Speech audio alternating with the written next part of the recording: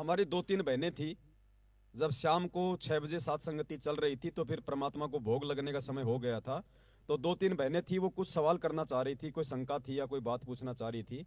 तो बहनों से दास की प्रार्थना है, अब आप यहाँ आ जाइए और जो भी आप जी जो पूछना चाहती थी वो आप जी पूछिए। उसके बाद फिर परमात्मा की महिमा का गुणगान होगा। ज्ञान आधार से कुछ ऐसे वीडियो हैं जो परमेश्वर की रजा से भगत भाई बहनों को दिखाए जाएंगे, जिसमें परमेश्वर ने अपने परमेश्वर होने के संकेत बता रखे हैं। आ जाओ बहन जी, कौन थी? और जो लाइव देख रहे हैं भाई बहन, सभी से हाथ जोड़ के विनती है, प्रार्थना है, वीडियो को ज्यादा से ज्यादा शेयर करें। आप शेयर करेंगे तो ही परमेश्वर रजा बख्शेंगे, ज्यादा से ज्यादा भाई बहनों तक ये वीडियो पहुंचेंगे। देखो, दास की सेवा जो परमेश्वर ने लगा रखी है वो यही है कि परमेश्वर के वचनों को उनके द्वारा बख्शी सद्बुद्धि आधार से आप जियों के सामने रखना, जो संकेत, जो रहस्य, जो सार परमात्मा ने अपने शब्दों में, अपने सत्संगों में छुपा रखा है, आप जियों तक पहुंचाना। अब दास बताता रहेगा, वीडियो बनाता रहेगा, और आप यदि शेयर नहीं करोगे तो दास के वो बनाने का भी कोई फायदा नहीं होगा। तो जितनी महत्वता दास की सेवा की है उससे कहीं ज्यादा परमेश्वर के दया से आप लोगों की सेवा है, अगर आप उसको समझो तो, क्योंकि आप उसको फैलाने का काम करते हो। सत साहिब।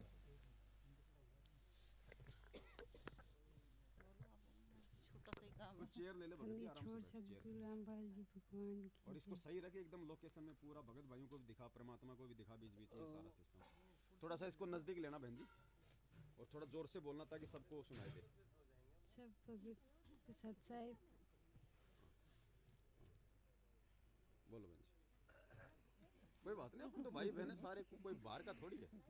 आराम से बोलो, जो बात हो, क्या पूछना है, क्या बात है, क्या शंका है। जैसे मैं थोड़ा सा इसको अपने ससुराल मुंह में के है ना, हाँ विरोध चल रहा है। हाँ बता तो मैं जैसे आगे ही पियर में हूँ अभी भाई के पास, जी। तो आगे या बात करूँ या ऐसे ही चले जाऊँ? वो बच्चों को भी पास में नहीं आने देते, आप भी विरोध में हैं। जैसे परमात्मा की वो फोटो वगैरह वो भी बाहर फेंक दिए। अच्छा बहन है, नाम क्या बहन अपना? सरला दासी है बहन, राजस्थान के चूरू जिले से आई है। साथ संगति में विशेष दया है परमपिता परमेश्वर जी की। और बहन जो सवाल कर रही है वो ये है कि बहन इस परमेश्वर की भक्ति के लिए जो संघर्ष कर रही है उसको बहन बयां कर रही है कि ससुराल में इनको ये परमेश्वर की जो भक्ति है वो नहीं करने दी जाती है, इनका वहां पे विरोध होता है, वहां पे इनको परमात्मा का जो दरबार है वो भी नहीं लगाने दिया जा रहा है। और अब बहन परमेश्वर की भक्ति के लिए फिलहाल अपने पीहर में है, यही है ना?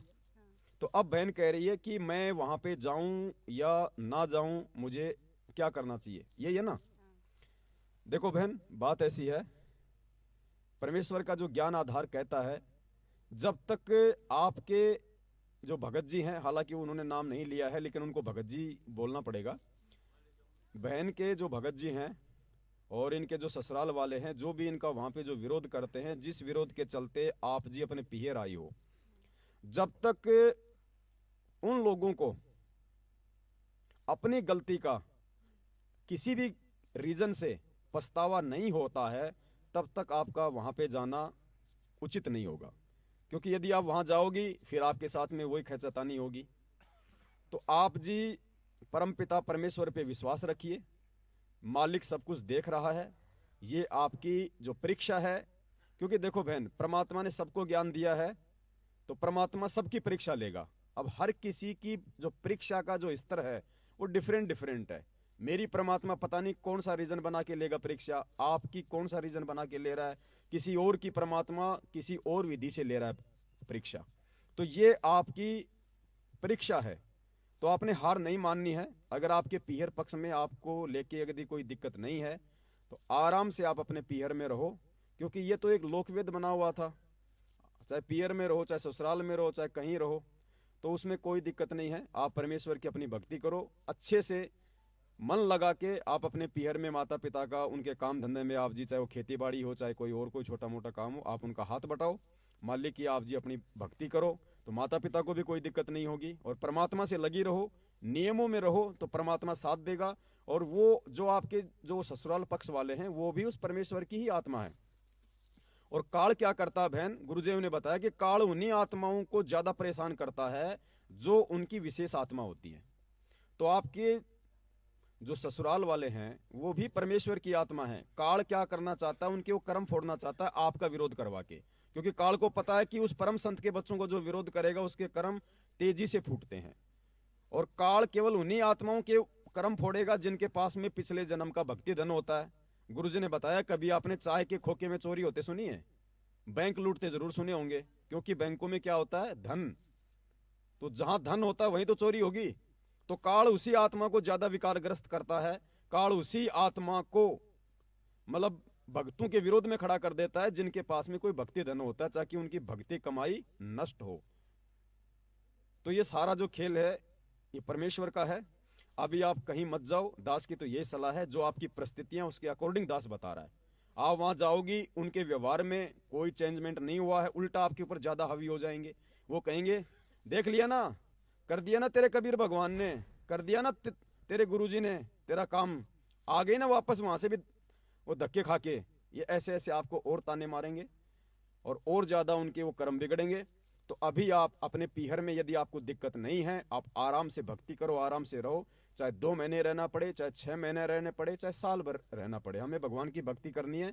जहां भी परमात्मा 2 टाइम की रोजी रोटी का हमारा बंदोबस्त करे, वहीं रह के हम भक्ति करें।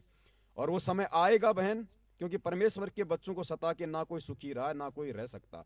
और मालिक की वाणी है कि कबीर मेरे संत को दुख ना दीजिए कोई, मेरा संत दुखी तो मैं दुखी, मेरा आपा भी दुखी होए। तो परमात्मा आपसे ज्यादा दुखी होंगे, आपसे ज्यादा परेशान होंगे। आपने अपने मन में अपने भगत जी के प्रति, अपने सास ससुर के प्रति, या जो भी लोग आपको परेशान करते हैं, आपने अपने मन में उनके प्रति कोई गिलवा शिकवा नहीं रखना है। आपने उनको यही सोच के माफ करना है कि परमेश्वर ये नादान है, इनको मालिक की जानकारी नहीं है, काल भगवान इनके जो कर्म है वो फुड़वा रहा है। परमात्मा आप इनको सद्बुद्धि देना और आप अपने पीर में रहो। बहन जी, आज नहीं तो कल, कल नहीं तो परसों उनको जरूर परमात्मा सद्बुद्धि देगा। चाहे उनको अपने किसी भी कर्म के चलते कोई ठोकर लगेगी, उस ठोकर के चलते उनको सद्बुद्धि आएगी। और वो क्योंकि ऐसे बहुत सारे एग्जाम्पल हैं, ये आप कोई एक नया एग्जाम्पल नहीं है, ऐसे सैकड़ों की संख्या में है। किसी का पति छोड़ के चला गया, किसी की पत्नी को निकाल दिया कि या तो मुझे रख ले या उस बाबा को रख ले।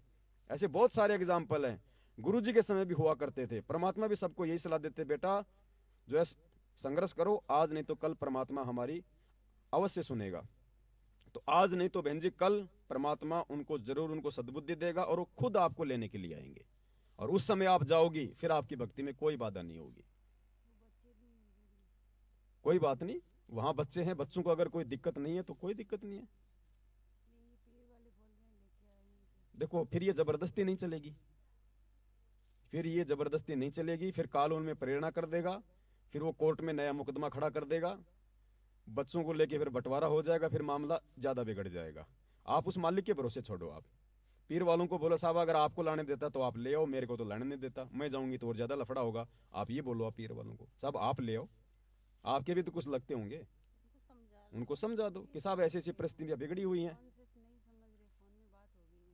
तो आप तो बहन दास का तो यही विनती है, मालिक के ज्ञान आधार से आप तो रह के अपनी भक्ति करो। बच्चे अगर माता पिता को चाहिए तो माता पिता को बोल दो, साहब नु कब मेरी तो ना सुनता है, मेरी नहीं सुनता, जब तो मैं यहाँ आई हूँ। आपको लगता है कि मैं जाऊंगी तो मेरे साथ वो बच्चे दे देगा, आपको अगर लगता है तो आप एक बार कोशिश कर लो, बस ये बोलो आप उनको सिंपल तरीके से। बाकी इसमें दास कहीं अगर कोई मालिक के ज्ञान आधार से कुछ अगर वो गलत सलाह दे रहा है तो आप जी बताएं। बच्चों को तो ठीक लगता है ना, वैसे कोई दिक्कत थोड़ी। हाँ तो कोई दिक्कत नहीं, बच्चों को रहने दो, कोई दिक्कत नहीं। देखो परमात्मा ने हर किसी का बहन जी संस्कार सेट कर रखा है, उन बच्चों का वहीं रहना हो सकता है उनके लिए फायदेमंद हो। परमेश्वर देखो आप भगवान की शरण में हो ना, तो आपके साथ में बुरा नहीं हो सकता। हमें लगता है कि हो सकता है मेरे साथ ये बुरा हो रहा है, लेकिन आगे चल के पता चलेगा कि परमात्मा ने बहुत अच्छा किया। तो बस तो फिर कोई दिक्कत नहीं बहन, परमात्मा की भक्ति में अपने लगी रहो, आप अपने सत पे रहो, अपनी मर्यादा में रहो, अपने पतिव्रता धर्म पे रहो परमात्मा के प्रति और अपने सांसारिक पति के प्रति। फिर कौन सी कमी है, परमात्मा आज नहीं तो कल। मालिक की वाणी है कि राम नाम जपता रहे जब तक घट में प्राण, कबू तो दीन दयाल के भिनक पड़ेगी कान। आज नहीं तो कल सुनेगा परमात्मा। हम भगवान की शरण में बहन जी, परमात्मा सारे काम ठीक करेगा। देखना उनको अपनी गलतियों का भी एहसास होगा। ऐसे बहुत सारे एग्जाम्पल हो चुके हैं। और साथ संगतियों में आती रहो परमात्मा की दया से, आसपास में जहाँ भी हो शामिल होती रहो। और कोई दिक्कत नहीं, अपने पीर वालों को बोल दो कि भाई आप लोग मेरे साथ चलो, आप देख लो मैं कहाँ जाती हूँ, मैं क्या करती हूँ, वहाँ पे क्या होता है। अगर आपको कोई डाउट है तो, और नहीं डाउट है तो आराम से साथ संगतियों में आओ। ये लाइव वीडियो चल रहे हैं, उनको दिखाओ कि भाई देखो वहाँ पे इस प्रकार से हमारे गुरुजी की महिमा का वर्णन होता है, एक दूसरे भाई बहनों की शंकाओं का समाधान होता है। तो उनको और ज़्यादा उनको अच्छा लगेगा कि भाई ठीक है हमारी बेटी कोई गलत जगह नहीं जा रही, अच्छी बात है। बस तो फिर विश्वास है तो आप परमात्मा भी विश्वास रखो, कोई दिक्कत नहीं फिर। और कोई बात बताओ। और माई आप कुछ बोल रही हैं? मैं तो ये बस छोटी सी बात बोल रहे हैं।